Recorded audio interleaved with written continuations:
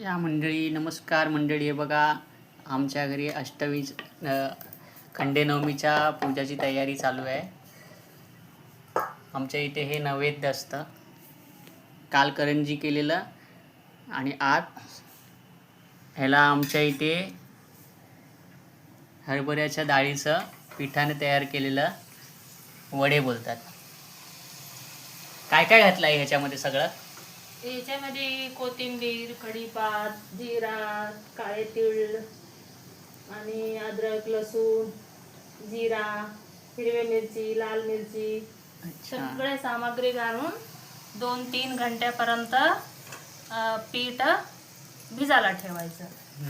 हे बघा मंडळी, या बघा किती वा सुगंध इतका छान येत आहे. बघा एक तुम्हाला एकदम कुरकुरीत. हे बघा बघा कसा आवाज येते ना.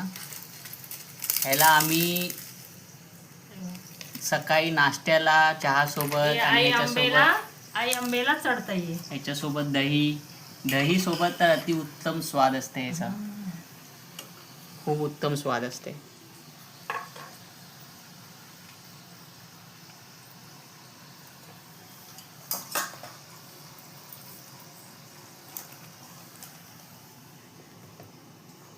बघा असं आहे.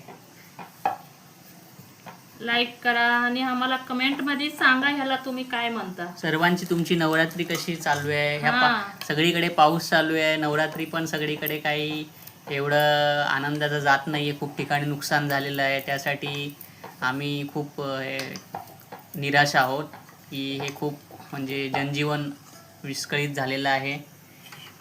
खूप ठिकाणी महाराष्ट्रामध्ये, आपल्या भारतामध्ये, खूप राज्यामध्ये ते सुरळीत परत येऊ द्या ही विनंती आहे आई